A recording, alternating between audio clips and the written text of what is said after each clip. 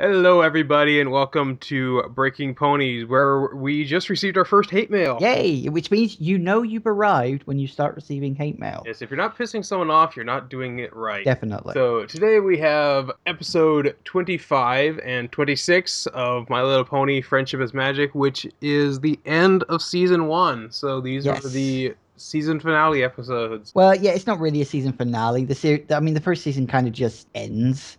Well, They it don't have is like very a much a finale because it does kind of end on a larger note. It is kind yeah. of The the last episode culmination of the was end of the series, the thing that they've been working toward. yeah, because I did mention sort of earlier, like the whole gala thing sort of pops up now and then throughout the season, and then sort of story arc gets closed as the season draws to an end. Right, so we Anyway. have episode 25, Party of One, which I actually really, really liked this episode.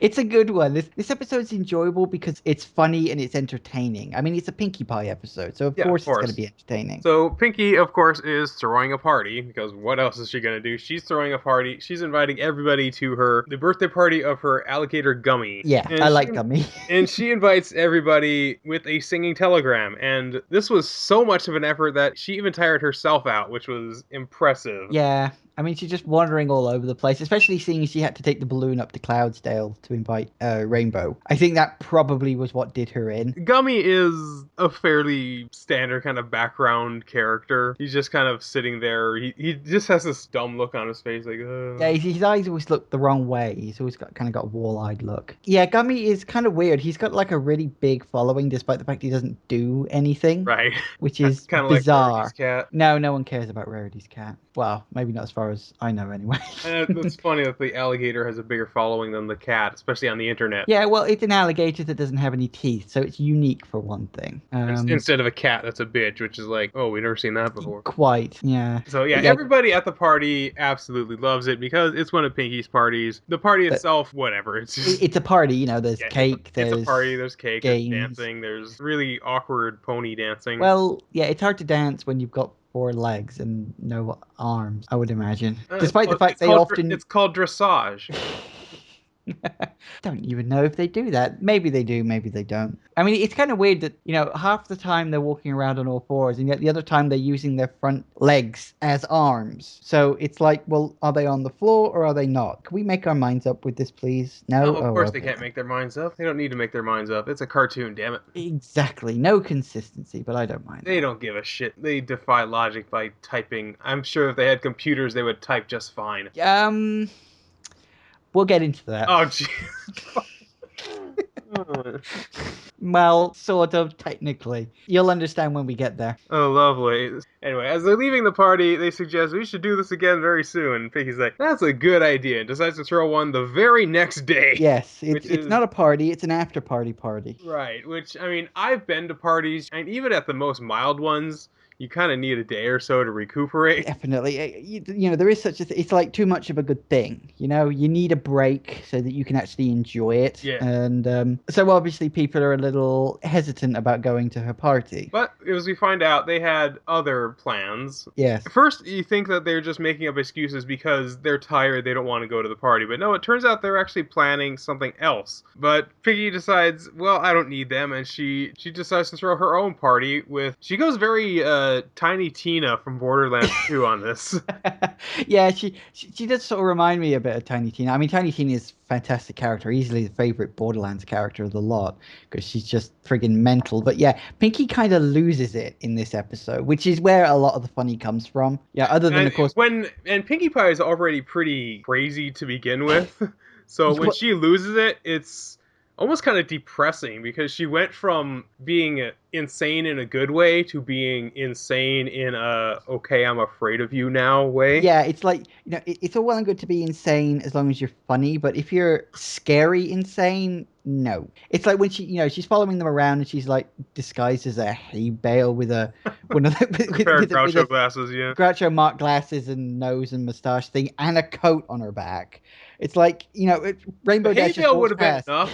enough. Yeah, no, that's entertaining, and then she just snaps after It's the interviewing point Spike. when her hair deflates.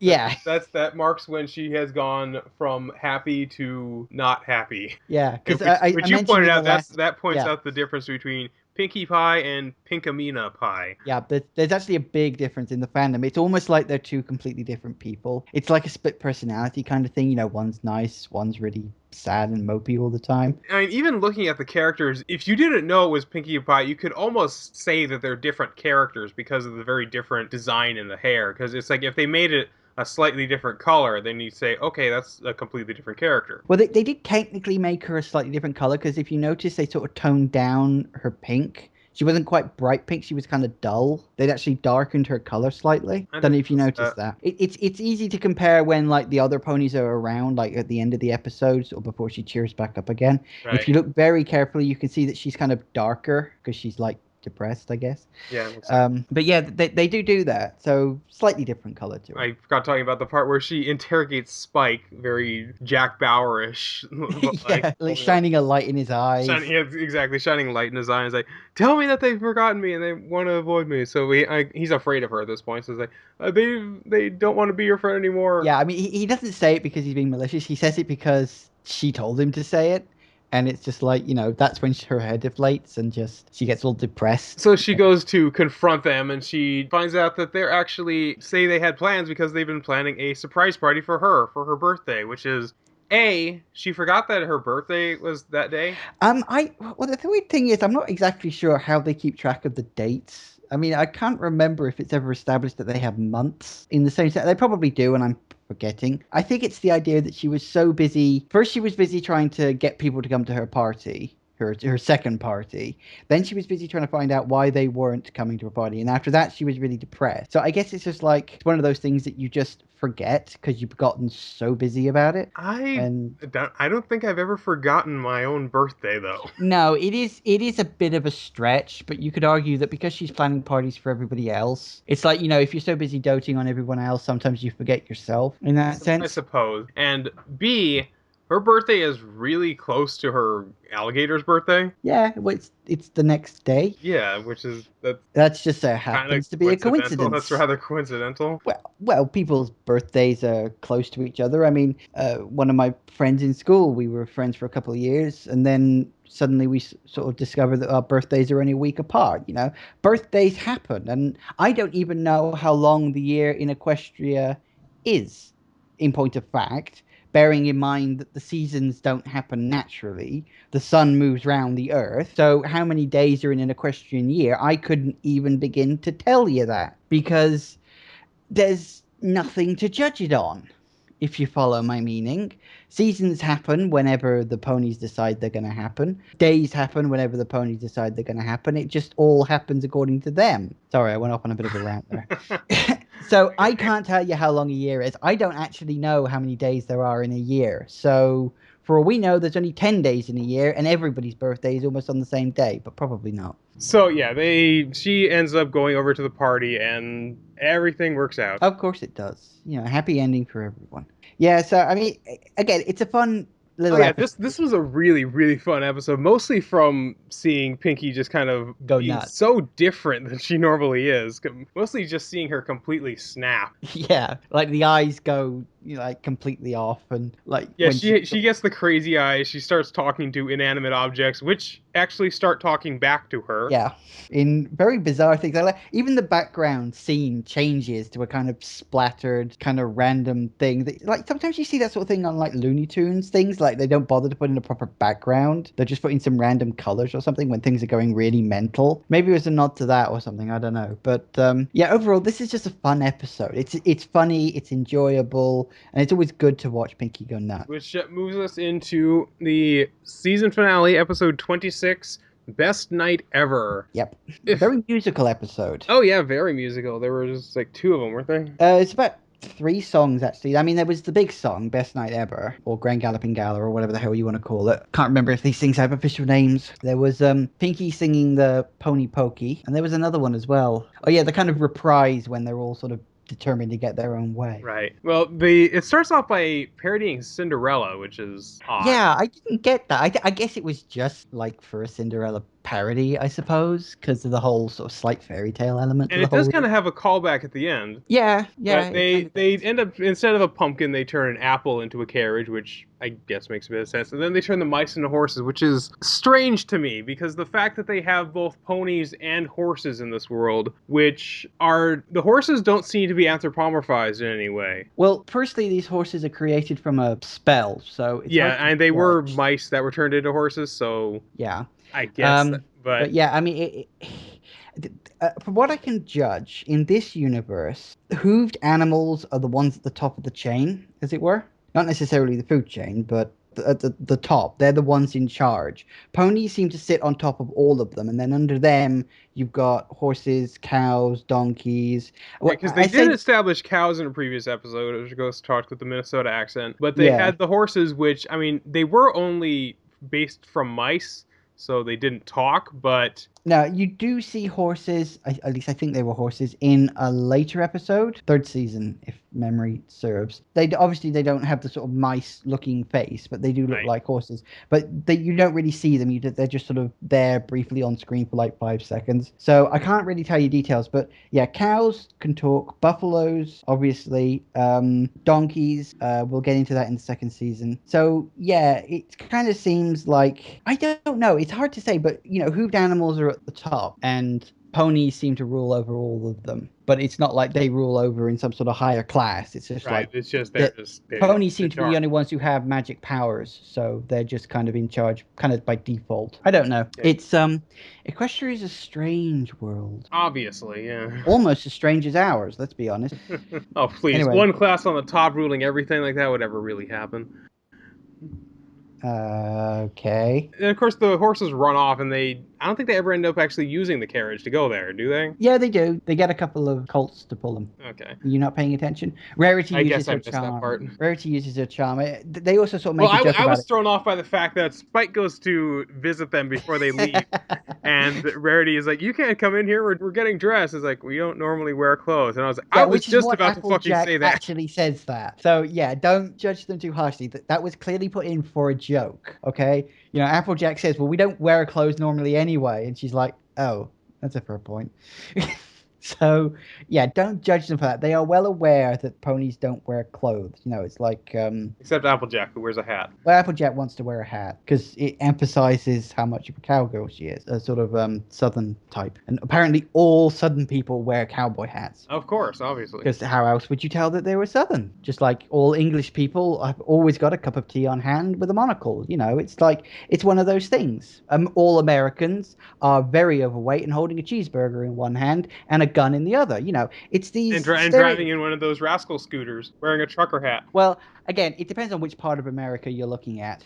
I'm talking in general. Americans, they're all fat, gun in one hand, burger in the other. Right. Oh yeah, and the shirt they're wearing has an American flag on it. And of course, the Like French people wearing a beret with a baguette exactly, wearing those striped and lots of stink lines and coming off. watching Jerry Lewis. Do they watch Jerry Lewis? Okay, I'll take your word for it.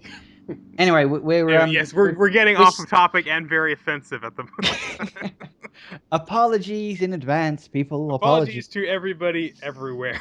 We're gonna get so much more hate mail. Oh, well, please, more mail from everybody. Yes, more mail for fucking everybody.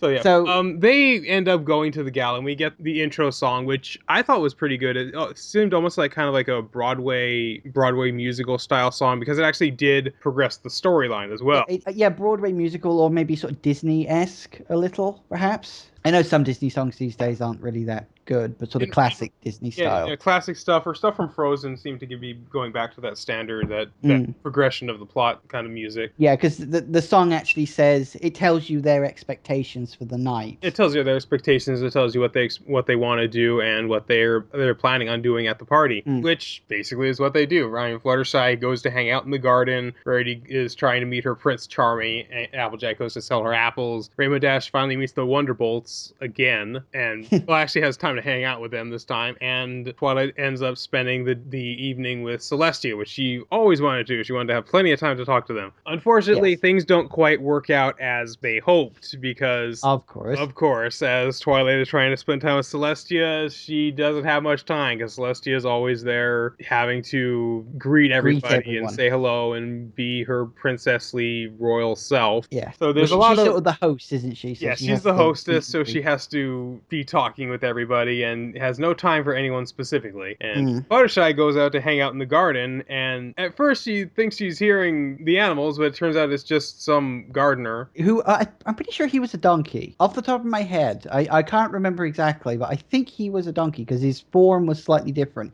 Either that or he was a really, really grizzled pony, maybe. Either one would work. Mm. Rarity, I actually kind of liked her story arc in this one, which is surprising, being that I don't really like her too much, but she's trying to meet her Prince Charming, or Prince Blue Blood in this case. But he's a stuck-up egotist because he's a prince that's never had to do anything for himself, so he always expects other people to do things for him. Yeah, basically he's a colossal prick. Oh yeah, he's a total prick.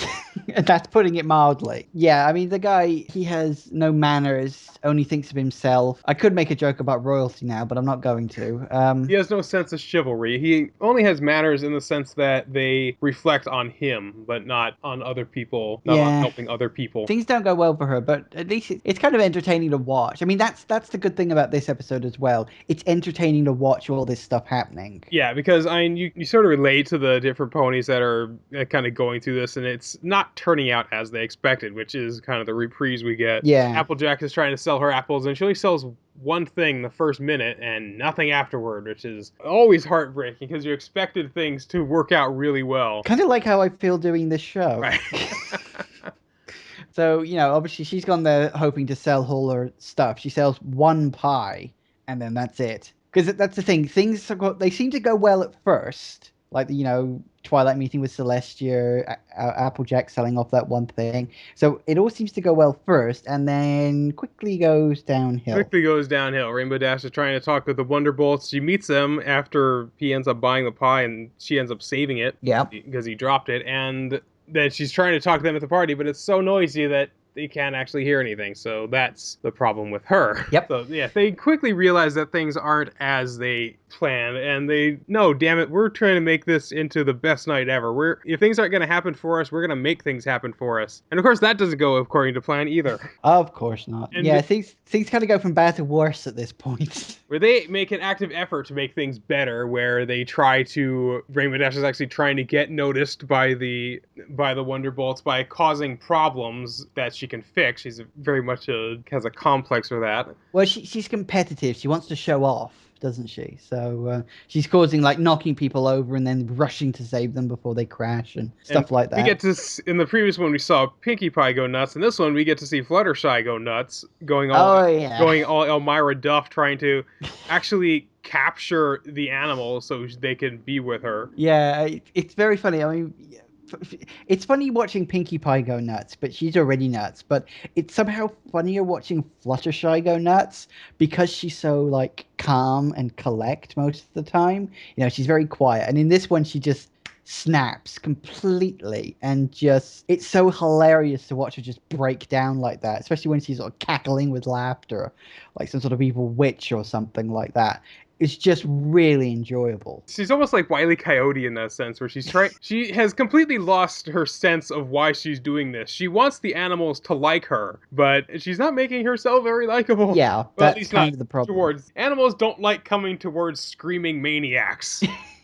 It's because, like, they're all sort of desperate to have their day go their way. So they kind of try to force it, and that's what kind of undoes them in that sense. In the end, things end up collapsing in on themselves, quite literally, when Rainbow knocks over a statue, which takes down the entire decoration. Well, Rainbow doesn't knock over the statue. Well, Fluttershy is like chasing the animals around the party as they're trying to escape from her. Like, everything goes wrong. I think it starts with Pinkie, doesn't it? It Who's starts with trying to Pinkie, get. who is trying to get the party into more of a laid back party, or No, not such a stuck up party. yeah, it's a very sort of posh, elegant, sort of fancy thing, and she's trying to turn it into a kind of, as she puts it, a party, Right. as opposed to a party. Apparently, they're two different things. Well, it's not even a Um, party. It's a gala. It's a ball. yeah, it's a ball type thing rather than It's a a sort of. social gathering Yeah, yeah. So, and then Rarity gets completely nuts at her at her her date. Prince Charming date, and he knocks over the statue, doesn't he? Which Rainbow Dash tries to catch. She knocks over a bunch of pillars, and then the statue breaks. Then you got Twilight and Princess Celestia run in, and they're all just standing there. And then the animals flood in, which is just hilarious, especially Fluttershy's reaction after that. It's just complete pandemonium. Yeah. So they pretty much check out at that point and go and mope at a donut shop where Spike is on a bender. Yeah, well, it's funny because Spike wanted all six of them to hang out, but they all go off and do their sort of separate things, and it just doesn't work. I thought he got like a seventh invitation to the gala. He did get an invitation to the gala, but he wanted them to hang out at the gala, and they go off to do their separate things, and so he's sort of left by himself. So he decides to leave and goes to get high on donuts, presumably. Which, okay. Well, it's a sugar high, Right. Okay. And then he probably had a sugar crash since he's been doing it all night. Probably. You'll be up all night, so Don't you think you had enough? I'll tell you when I had enough. Um, They explain that the night did not go too well, and thankfully they do this in just kind of whoosh over and say, "Oh wow, that did sound bad." And Celestia finally shows up to them. Which, I mean, every time she enters the room, everybody's like, "Oh my God, Princess Celestia, welcome." well, yeah, she is she kind is of like royalty, but yeah. well, she's like she's the ruler of the whole of Equestria. Of course, they're gonna be like, "Oh fuck, it's her." And so she, of course, explains, well, of course the party was boring. It's always boring. That's why I invited you people. Yeah, this is why she starts getting a reputation as Trollestia. Because she keeps doing shit like this. Even into the fourth season, she keeps pulling stuff like this, and that's why she gets a reputation. Well, when you're royalty with all these kind of powers and you have all this responsibility, you do kind of want to have a little fun with it when you can. Yeah, I mean, I suppose it just sort of makes sense that you're gonna dick about with people just a little bit. So I just look at people like the Q. yeah, exactly. And we'll get into that in the next episode. I think you'll find. Yes, which So- I've heard about. I've heard about Discord, and Yeah, well, I'm pretty sure I'm looking I told forward you to about. that. Yeah, I'm pretty sure. I think I told you about Discord way back when it actually was first announced, because I know you're a Star Trek fan. So it's not exactly a major spoiler. So ultimately, I mean, these two episodes it is a good way to end the season. Oh yeah, actually. these Two good were episodes. both very good episodes. Which one was your favorite? I want to say Party of One. Right when I was seeing Party of One, I was like, okay, this may be my favorite episode in the entire season. You think? Possibly. I can understand that. I can understand that. It is a very good episode. It is hard to tell because some of the other ones were very good, like Bridal Gossip was very funny. Right. That's the one with the flowers that play the practical jokes on them. Oh yes. Yeah, that was a funny episode as well. And just there have been a lot of good episodes over the course of the season. But the second season, there's even more good episodes coming. So we got a long way to go yet, but 2 good episodes to end the season with. So certainly nothing bad. I guess that does it for season one. Season 1 of My Little Pony completed finally. Bloody Yay! heck. 13 episodes in. 13 episodes into our series and 26 episodes into the show. God almighty. Confusing. Yeah, so we move on forward to Breaking Bad. Breaking Bad, episode Peekaboo, with a fairly obvious meaning in the episode, I think. Yeah. So, yeah, this episode's pretty much split into 2. On one half, you've got Walter. And you were thankful for the beginning of this episode because you were complaining so much that they were showing clips from the end of the episode and then calling back to it at the end of the cold open. But this time they didn't have that. No, they started the episode and then they kept it going rather than presenting us with a strange little mystery. And then, although I get the distinct feeling we're going to be back at that fucking grey pool again in the next episode, but I guess we'll find out. So yeah, the episode's split into 2. On one hand, you've got Jesse, and he is literally dealing with the drug dealer couple that mugged his friend in the previous episode, as sort of it ended up on the cliffhanger of Walter telling Jesse to deal with it and giving him a gun. So he finds out where they live, goes to the house to confront them, and after some rather entertaining scenes of him first having to deal with a postman who's delivering the mail and then having to break into the place. Postman He finds who could not be more jovial. yeah, she was just in a good mood. Well, she said it was a nice day today, good weather. I suppose if you're out delivering mail, you'd rather it be sunny than rainy. Right? So, who knows? Maybe she got laid last night, but we will never know. We will never For know. She's just an ancillary character. yeah, exactly. So Jesse breaks into place, finds that they're not there, so he decides to wait for them, and whilst waiting for them, it turns out they've got a fucking 5-year-old kid, at least I don't know, 4 or 5 years old. He's quite young, who's just living there, and he just walks into the room, sits down on the lounge, and sort of turns the TV on. It's really funny that Jesse's sort of sitting there. He's got this kid on this one side, waiting for these people so he can point a gun at them and say, "Give me my fucking money." And he's there practically babysitting this little kid, and he's like, why don't we watch something else rather than the friggin' Home Shopping Network or whatever the hell that channel was? And he turns all the channels over, and it's just like that's it. That's the only channel they got access to. Which is really kind of depressing. The only show this kid's able to watch is fucking Home Shopping. He's gonna grow up to be a consumer of everything. Well, yeah. And you really kind of see how people like this are kind of born into this life of squalor and yeah. I mean, you just horrible look at the house and you living think, condition. people do live like this. I mean, it's Yeah, not like and of course through no fault of his own. His parents yeah. are horrible druggies. Yeah, I mean, they're drug dealers and they're assholes, and the kid can't help that he's been born into that sort of life. Although, considering the way it ends, we'll see what happens on that front. Oh yes. Anyway, so yeah, Jesse's sort of waiting for these two to come back, and suddenly, after feeding the kid, God only knows what that was, like a mayonnaise roll or something like that, which he seemed to enjoy. Was that mayonnaise? I don't know what it was. It was some kind of white goo stuff. It looked like Might have been mayonnaise. cream cheese because he did complain that they don't really have any real food in the house. Yeah, which is understandable. But anyway, the kid seems quite satisfied, so he's sort of playing babysitter, waiting for these two to come back, which they eventually do. So of course, Jesse he attacks the man. I can't remember their names. I don't think it was.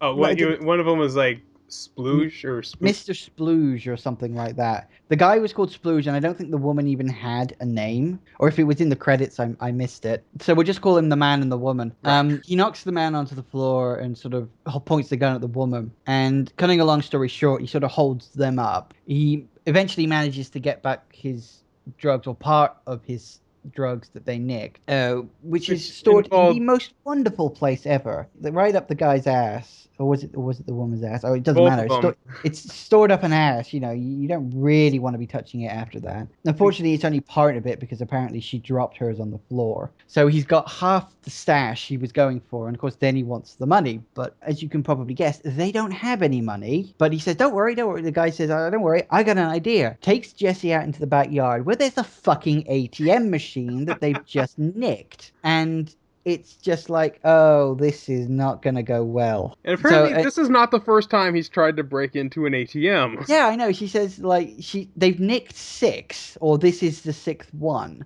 but they've never actually managed to break into them, which is like, that's not a good track record. If you try once and you don't do it the first time, okay, maybe try again. But if you fail 6 times, maybe stealing ATM machines to try to break into them isn't for you. I mean, he says, and the guy actually says this, he says that it's a victimless crime because he just nicked it from the store, and, the banks are insured for this kind of stuff, so no one's going to get hurt, until the scene cuts away, shows the store where it was nicked from, and there's a friggin' dead guy there. I'd imagine it was the clerk. Yeah, it must have been like the clerk who owned the place, or was at least there for the day, employed, and just dead, shot. He wasn't even supposed to be here today. It was his last day on the job, and... No, I'm referring to the movie Clerks. Where he keeps saying okay. In the alternate ending of Clerks, he's actually shot and killed. Is he? I've never actually seen Clerks. Yeah, you should see it. It's good. I've heard a lot about it. It's one of those films I've never had the opportunity to watch. I've never seen it on TV, and I don't have it on like DVD or anything. They probably don't show it on TV much. It's a pretty vulgar movie. Fair enough. So Jesse's being told that this thing was ripped off apparently safely, but there's a freaking dead guy revolving around it. Which is, I guess, is this show's idea of a joke or juxtaposition. I don't know if something's even going to come out of this because, I mean, they try pretty much for the rest of the episode to be breaking into the damn thing, unsuccessfully, of course. And After Jesse is distracted by the kid, he's knocked unconscious. And when he wakes up, the two are arguing about it. And the guy's got the ATM sort of leaning against this chair, trying to get in underneath it. And as I was seeing it, I thought, oh, fuck, I know exactly where this is going. You know, you don't even have to say anything, do you? You see something looking that precarious and you think, oh no, no, no, no, no, no. Sure enough, the two get in an argument and the wife drops the ATM straight on his head with a very loud squishing sound, I want to point out. The sound effect they put in there was really quite vulgar. So the guy is killed, obviously, because Oh he's had yeah. his head squashed. And the woman, who's sort of slightly high already, just curls up and sort of sits down. Jesse is sort of panicking about this whole thing because, fuck, this was not what he planned. And just as he's like trying to get out, the ATM just pops open. Literally, just like, oh, they're all dead. Okay, I'm going to open now. So he grabs a whole bunch of Maybe money. maybe it was one of those things like in a video game where you have to kill all the other bosses first, and then the door opens up. Yeah, or maybe it's like, you've killed the man, here's some loot. Right.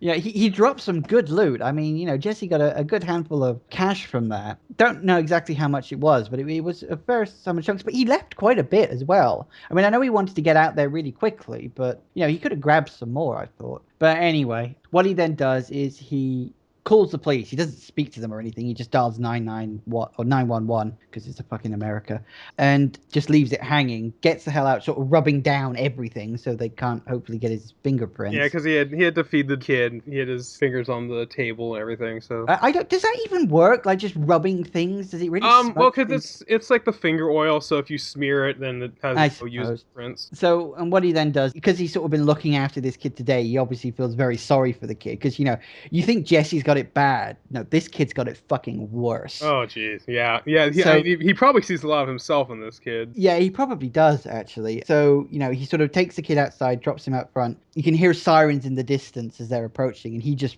runs off. So the kid's probably going to end up in a foster home. The mom's definitely going to be into prison, and the dad's dead. So who knows? Maybe in the foster home, this kid would have a better life. You can At hope. least He have at probably least have decent food and some TV to watch, clothing and like clothing and actual entertainment to watch that'll engage his mind. he'll be able to like wash because they were all completely totally dirty and Oh yeah, and everything. I'm pretty sure they don't have running water there. Probably not. I mean, it kind of surprised me that they even had post. I mean, yeah, They get it barely have mail. electricity. Yeah, I mean, they probably have enough. They have electricity, so obviously they get post for bills. So Yeah, it's like how the hell do they even pay them? It's just, anyway. maybe Anyway, so that's maybe by knocking Jesse's over story. ATMs. I don't know. Yeah, probably. Not that that seemed to work very well. Anyway, that's Jesse's story. On the other side of the episode, we've got Walter dealing with stuff as per usual. Walter's story was a bit more low key in this one. Yeah, Jesse's story was Jesse's was definitely more. obviously the focus of the episode. Walter was just kind of dealing with more home-related stuff. It's more of Walter's lies coming back to bite him in the ass in this episode, which you don't mind, and it takes a couple of more plot threads out of the mix, so there's less stuff to have to focus on. I feel like they're trying to reduce so they can rebuild again afterwards. Right, yeah. Some plot lines get cut so others can be brought in because you don't want too many at one time. Yeah, exactly, because it gets too confusing otherwise. So it sort of starts with Gretchen. Now, if you may remember, Gretchen and Elliot Schwartz were Walter's friends and ex-business partners who offered to pay for Walter's cancer treatment because they pretty much just stole Walter's work. Although, of course, they don't see it like They that. don't see it like that. They see it as he's a He lifelong friend, left. and Yeah. not only that, he's a lifelong friend, and they don't want him to die, obviously. So Yeah, but obviously Walter, he's got his pride, so he turned them down. But he said to Skylar that he accepted it and that he was dealing with it and everything like that. So Gretchen calls Skylar up, and of course Gretchen is completely confused, but she doesn't drop the bomb. That's the interesting thing I found out. Gretchen clearly wondering what the hell is going on because Skylar's like, thanking her so much for saying, thanks for paying for all this stuff. You're keeping Walter alive, paying for the bills and everything. Gretchen's really confused. So she goes around to see Skylar and sort of meets up with Walter. And she's like, she's really confused. She doesn't know what the bloody hell is going on. But she is at least willing to hear Walter's side of it before telling Skylar. So they have this meeting at a restaurant, which really frigging heated. I was wondering actually, Walter gets rather aggressive about this, accusing her of, stealing his stuff, taking his money and all that. I'm wondering, did he actually mean that? Or do you think he was deliberately pissing her off so she would never see him again? And so, you wouldn't have that problem to deal with, Do you think he was thinking like that? Or do you think he was actually that pissed off? Well, it's also obvious that they have a history before. Yeah. They were probably dating or lovers before he met Skylar. Yeah, I So think there's that kind of definitely hinted. something between them that he probably doesn't want coming to a head again. Yeah. So what happens is Gretchen, rather kindly actually, just rings up Skylar and says, "Sorry, can't pay the money anymore." She doesn't tell Skylar the truth. She doesn't come clean. She just says, "Sorry, we're not paying it for the money anymore." And so sort of, doof, that particular plot line is closed. Potentially, anyway. Maybe they'll come back again in the future. I don't know. And Walter sort of says, "Yes, I went up to see her, and we, and Elliot, and we had a talk." And he says to Skylar that what he believes has happened is that those two have gone broke, which is why they're not paying. I mean, Walter's story is a lot more concise actually than Jesse's is. I'm rather pleased to say. About the only other thing that happens is that Walter starts back up at school again. Of course, a couple of people sort of leaving funny notes and stuff about the fact that he was found naked in a supermarket.